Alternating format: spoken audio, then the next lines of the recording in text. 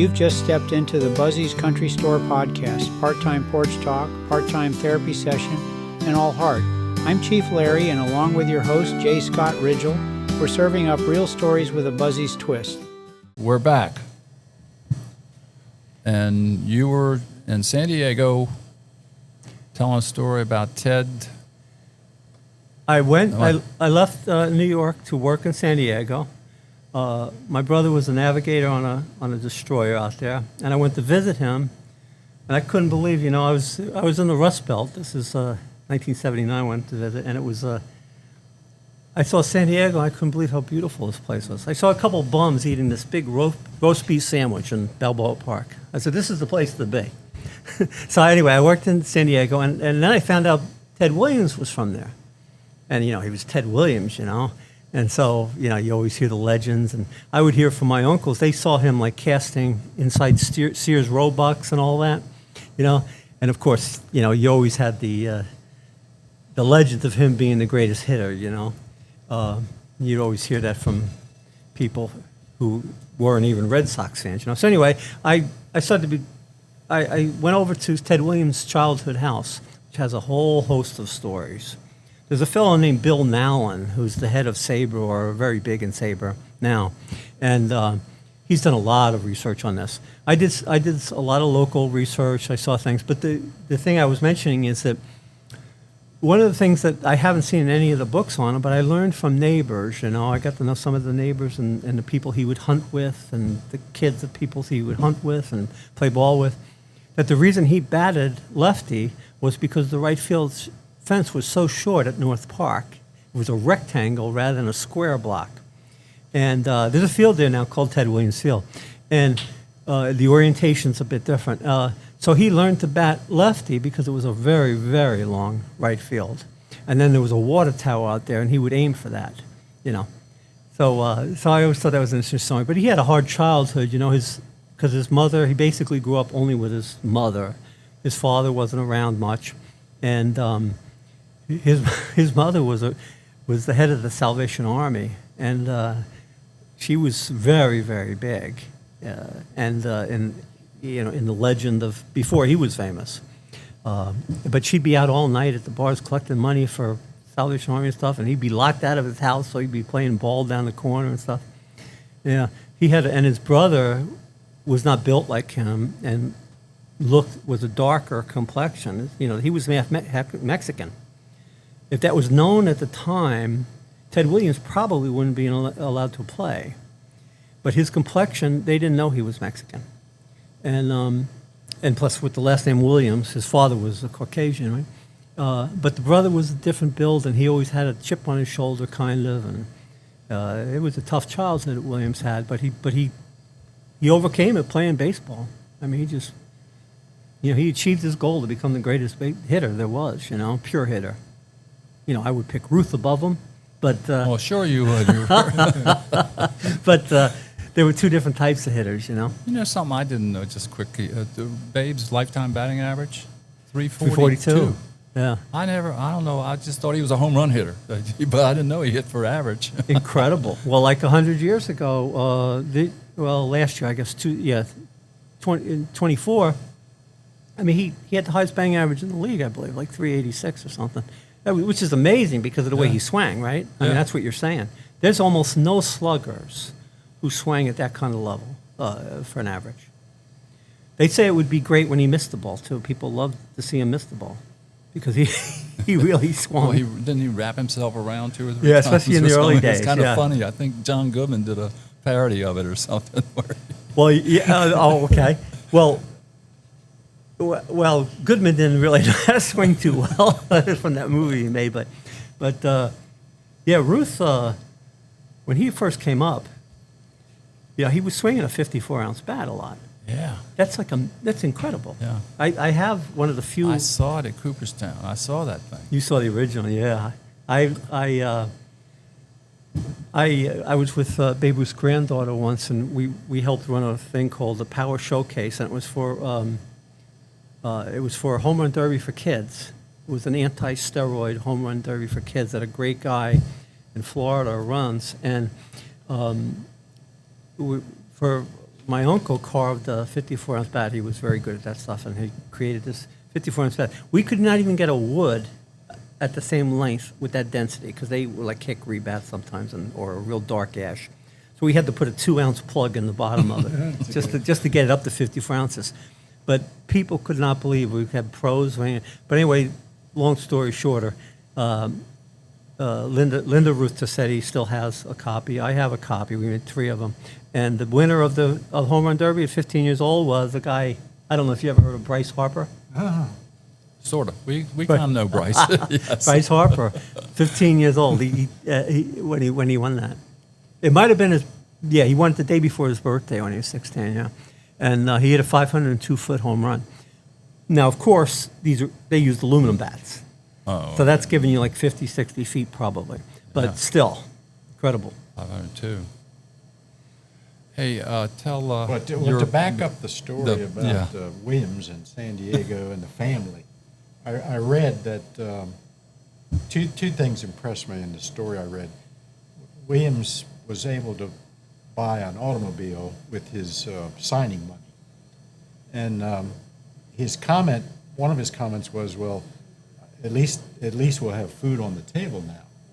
But also, he drives his car home and parks it, and he admitted that there was a testy relationship with the brother. And the next morning when he got up, the car was up on blocks and the tires were missing. And he always suspected his brother had done it. It was an inside job. Yeah, his brother did it. One time he bought his mom new furniture too, and that was gone like the same week. Yeah, Williams had a hard time. He made a deck. I don't want to hog the story, but if you're interested in Williams, he made a deck. He would come back and he'd add things to the house. It was a very small, humble cottage. So he had that deck there. They just restored this. For years, we were trying to protect it. And he wasn't popular in San Diego because he wouldn't attend a lot of the events with after he was famous. I mean, he was popular as a ball player, but not with the city. He had this relationship. He didn't, how he was. He wanted to fish. He didn't want to be bothered with all these events.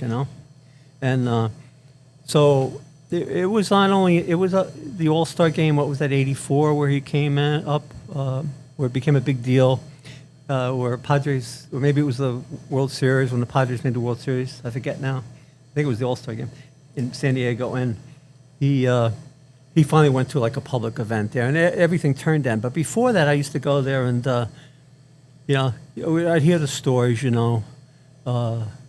But his brother, his uncle was an incredible pitcher, a guy named Saul Venzor.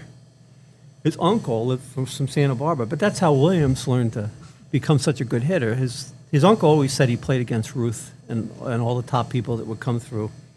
And then people who saw Saul Venzor said this guy was incredible. And he would, when Ruth was like 12, 13, whatever, he'd be pitching like professional pitches at Ruth and telling him how to hit. At Williams, and telling him how to hit. I've been up to that house in Santa Barbara. There's like still families there, but that's the Mexican side of the family. I don't know anybody on the Williams side of the family. I don't know if there is anybody. I forget if there is. Hey, you mentioned Sabre. You're part of that organization too. What's your take on the whole analytics thing today? You for, against? You believe in? You think that's bad? Good? Well, I think. Does everybody know the Sabre? I know these guys do, but the GP, the public may not know when you throw Sabre out there. Yeah, most people think of sabermetrics. Yes. But there's a lot of people, I don't know if it's half or whatever, like myself, who are more into the traditional analyzing the ball player from the old view. I think sabermetrics has added a lot, and it's very useful to someone.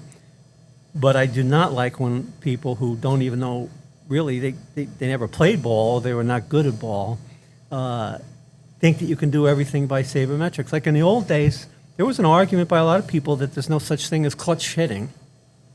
But anybody who's played ball knows that some people rise to the occasion in any kind of ball. Some people collapse under pressure, and some people don't. But I think that's gone. So I think it's very useful for managers and to have and to pick. Like if you're going to pick a batter who's really good at hitting, let's say, to left center, you can go through statistics and find a guy and recruit, hire him, give a contract to him. But I think there's a tendency by some people in the field to dispel what scouts know, guys who really played a lot of ball, what they can see, and that's a big mistake. Yeah. So what do you think? You in the middle? I'm sort of in the middle on it. I think it's good, but I don't see selling your whole soul to it.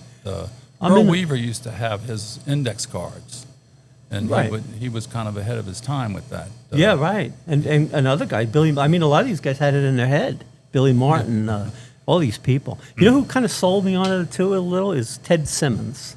You know Ted Simmons, the catcher, the great catcher for the Cardinals. I got to meet him a couple times in Hot Springs, and this guy is brilliant. He's a brilliant man. And he still works in Major League Baseball, I think with the Braves maybe, and he helps with this. And he kind of explained how really good and helpful analytics can be. Most of the people who came from the old days don't bother learning it at all.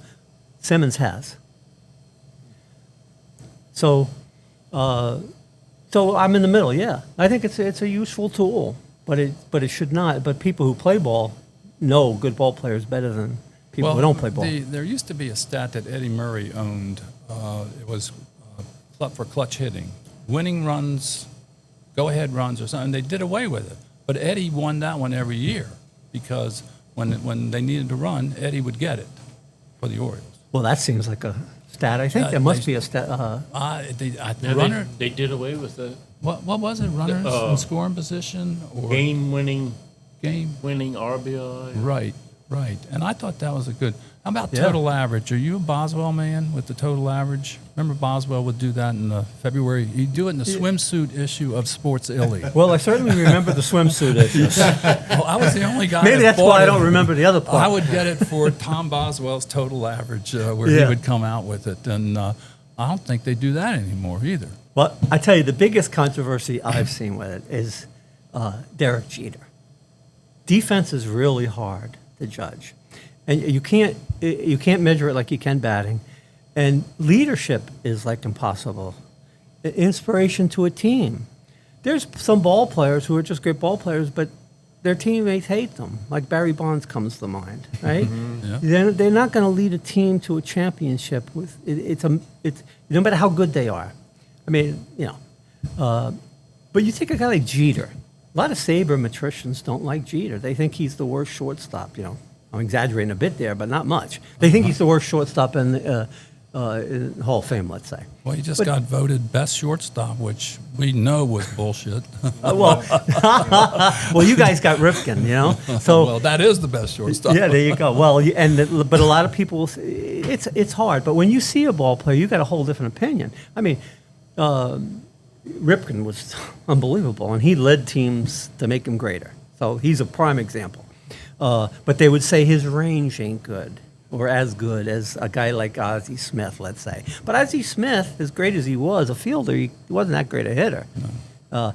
Right? But Derek Jeter was an obvious leader, and he was an obvious clutch player. Yes. I mean, this is the guy you wanted in the big game, and all season. So, I mean, I think there's a lot of shortcomings to sabermetrics, but they're plugging those up, and they're getting better and better every year. They're figuring out ways to analyze this stuff, I would have broke the trend on sabermetrics. We were all amateur players. I mean, whether we were little leaguers or play in high school or I play up in college, I was a right-handed hitter. I never saw left-handers.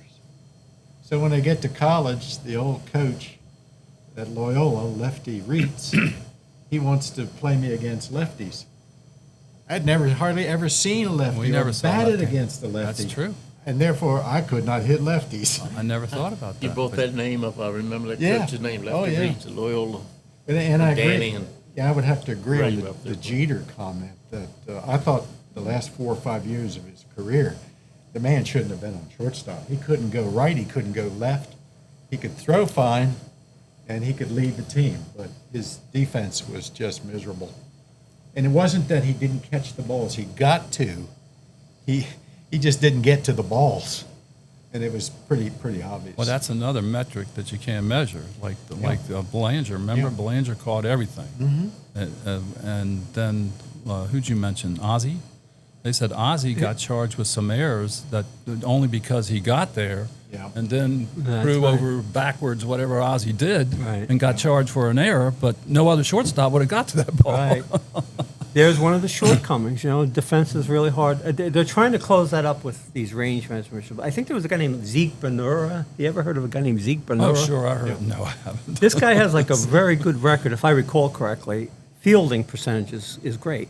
It's because he never could take a step to his right or He left. just caught what was hit. Everything, if it went by him, he didn't miss it. He never got the glove on it, right?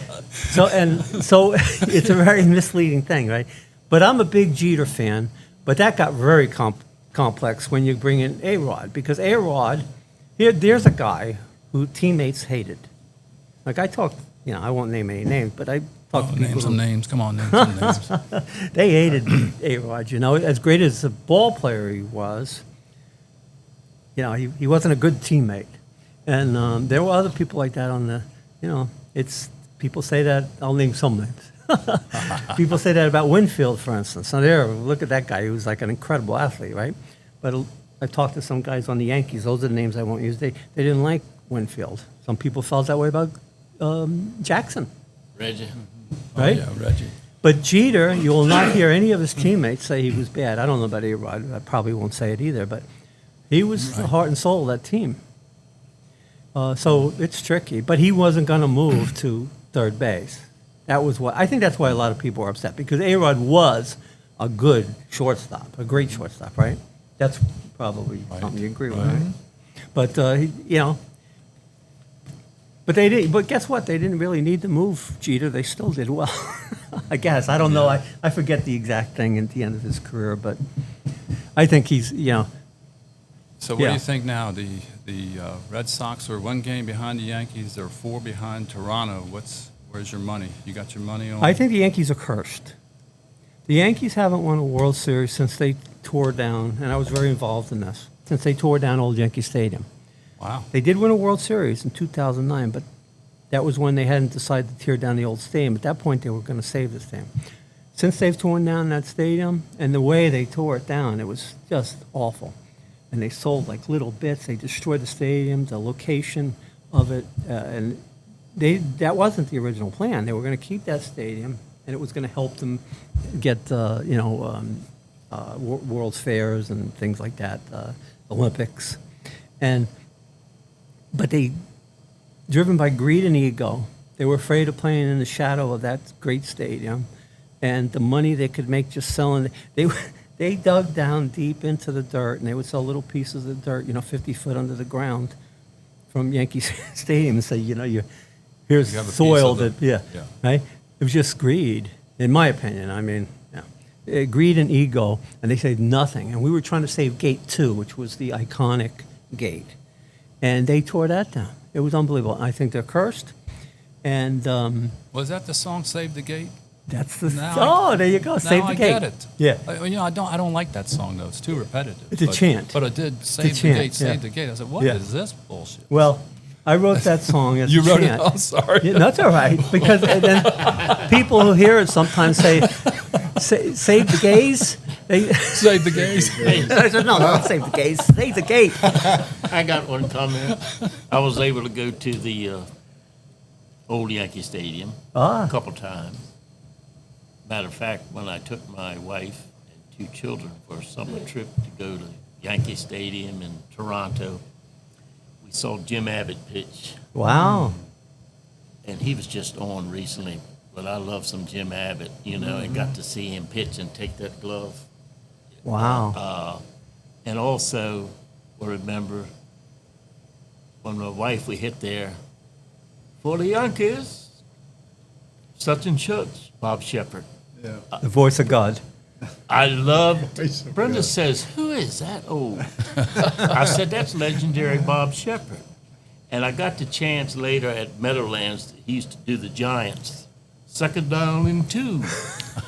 But Bob Shepard was legendary. I did like that. And I've been to the new Yankee Stadium. Yeah, he was an elocutionist. Yeah. And watch him. John Miller, who used to be an Oriole broadcaster, yeah. he could imitate, All and of he's them. with the Giants. He could imitate Vin Scully and Bob Shepard. You know who I'm talking about, John Miller? the Yes. Oh, I mean, Sure, yeah. Yeah. The one that Peter Angelo's messed up I for us. know, You know? I know. I didn't know he could imitate people. That's Oh, great. man. He did. Yes. And he moved, because Peter Angelos, the owner of the Orioles, he messed around with him. So John Miller went to San Francisco. What did he do? How many World Series did he win out there? 2 in a row. Three. Three out of three. You out know of what five. I heard? Angelos got mad because he was doing Sunday night baseball. Well, I was kind of honored that my announcer was doing Sunday night baseball. Yes.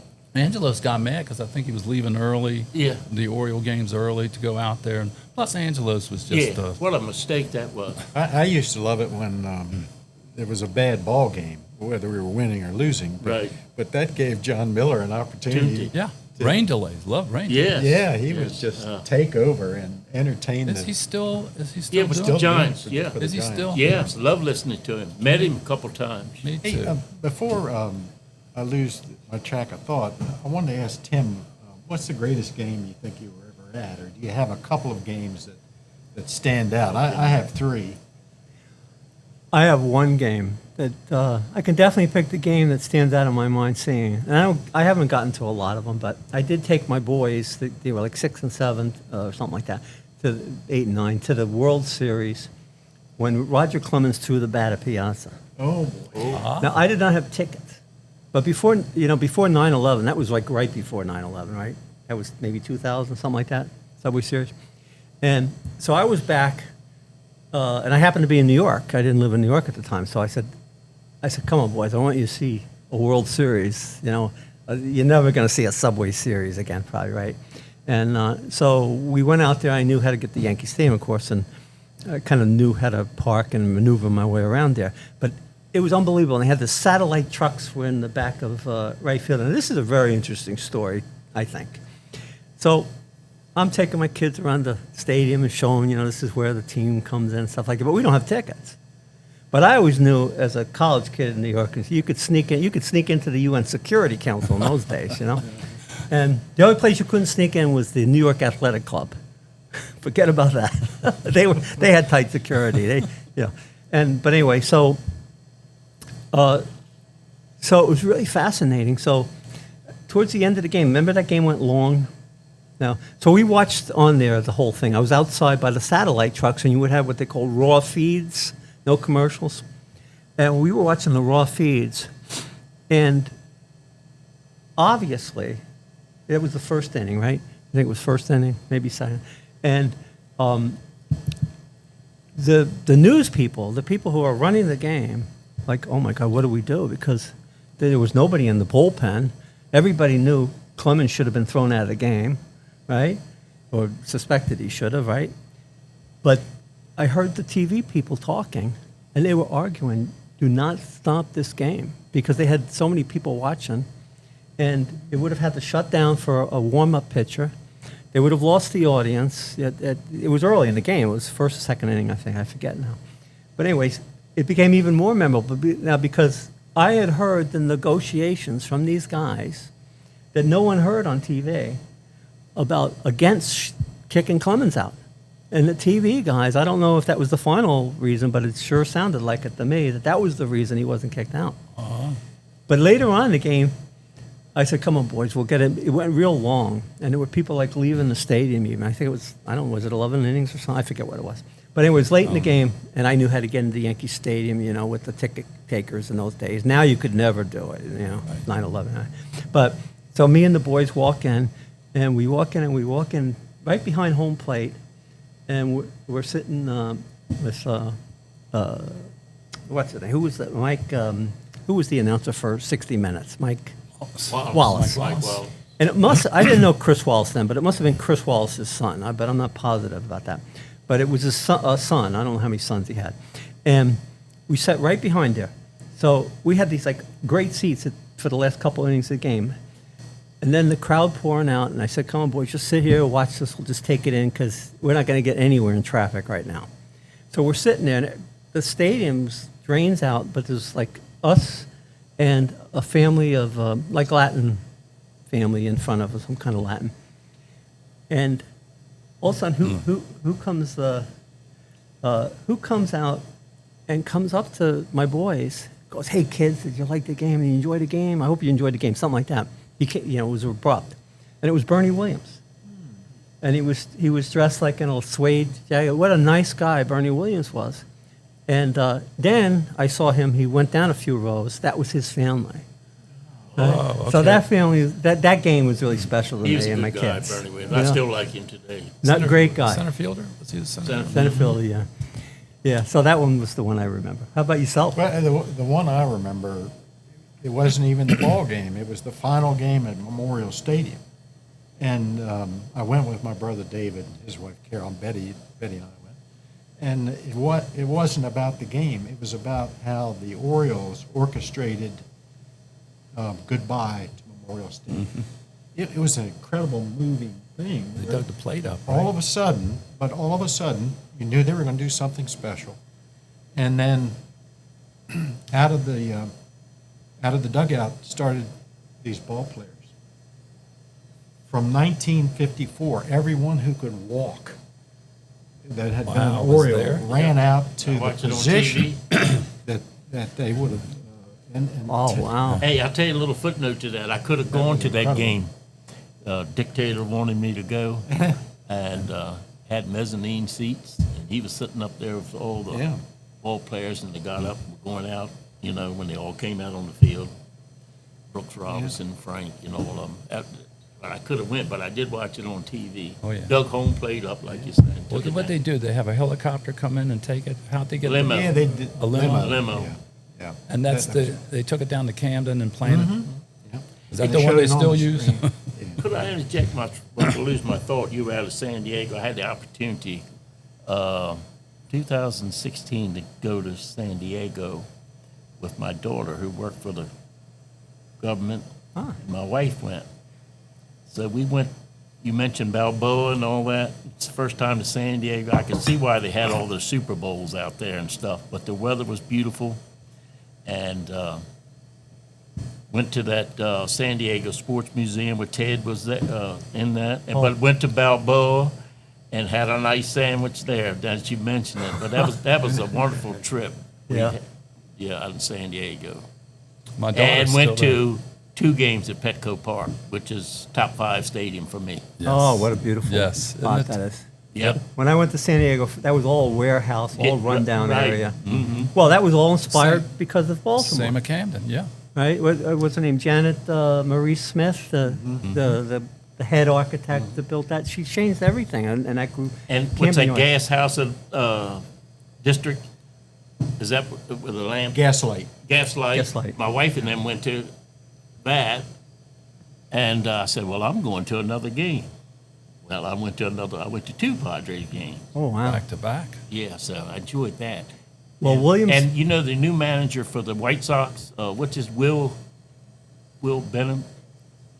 But anyway, he was playing for Texas, and so we went down the alley, and here he comes, and the guy that I buddied up with is a San Diego, was going in the gift shop, and got to meet him and everything.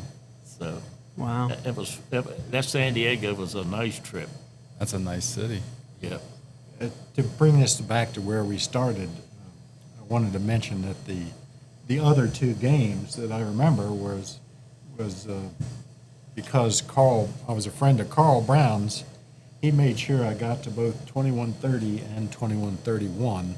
The games were Went to both? I was at both of those games. Well, 2130 was in Cleveland, wasn't it? Nope, No. they were Boston. both Camden Yards. Both at Camden The Yards. next game after he broke the record was Yeah. going to be was in Cleveland. Okay. Okay. And that was, again, not so much about the game as it was about how it evolved. And as we left the area, met Joe DiMaggio. No I way. couldn't believe Wow. it. He Wow. was there. You can look it up. He was at both those ball games. Wow. He felt like he had to be there because he was a teammate of Gehrig's. And he had to witness it. Ah. But Carl Brown got me to both of ball games. And I sat down to left field with him in one of the tickets, and he narrated it when Cal Yeah. broke the record. You still got it, haven't you? That's a sad story because I was actually talking into a tape recorder. Yeah. And and I cannot find the tape, but if you remember that night he had a home run on his night. I mean, that was such a dramatic thing. He had a flair for the dramatic at that point in time, but he had a home run on his night. Wow. Yeah, that was a But nice then night. when he broke out and his teammates Palmero and those guys pushed him out Bobby of the field. Bonilla. That was not planned. That was just No, something that that wasn't. happened. Yep. Well, they interrupted national TV. Yeah. They broke in. They should have been covering the game, but that was another thing. Hey, I'm getting a sign here, so thank you. This is a good note to end on. Good, Tim? You good? Oh, yeah. We can end on a Yankee note. You. How about if I end on a Cal Ripken Babe Ruth note? Okay. That's never been publicized before. Uh-oh. All right? And that's why I'm in Maryland, actually, right now. Cal Ripken, has built these facilities for kids to play ball in, right? Well, his 100th one is in Cherry Hill, Baltimore. Ah. And that is where the new photo, which I can't show yet, shows that Babe Ruth played. We have a photo of him playing on the very site that later on became Cal Ripken's 100th site. That's right where Ruth was playing. The only photo of Ruth ever playing for any amateur team other than St. Mary's. Cherryvale. Right. Right. The team is Cherryvale, and the neighborhood was Cherryville. Okay. Cherry Hill, I'm sorry. Cherry Hill. It's right down, it's where the MedStar hospital is, I think. So are you guys doing something special for this? Is the stadium the new one built, or the Little League? Oh, yeah, well, this facility that Ripken built is incredible, just incredible, and it was his 100th, so it's a real notable one. So there's a Babe Ruth, and plus he's part of the Babe Ruth League. He has his own division of the Babe Ruth League. So small. Well, Maryland has all the great players. I mean, right? They have the greatest left-handed pitcher of all time. How come we didn't make it? Lefty Grove, right? I got Lefty one Grove. little question From the Eastern Shore? about sports talk. Ed Randall, do you listen to him on Saturday mornings? No, I don't know. but I know really of him. like his talk show. Yeah. He has different guests on there. Eddie Randall. There's so many great people in baseball, There's just so many. great Remember ones. wins the name on Yeah. MLB. Okay, thank you very much. Thank you, guys. Thank you all of you. And thank you, Thank you. Larry. It's so great being on. Thank you, guys. We'll do it again. See ya. Thank you. Yeah. Very All good. right. Very good. This is Chief Larry, and if you're enjoying J Scott and the Buzzy's Country Store podcast, please like, subscribe, and share. And as always, you're always welcomed here at Buzzy's.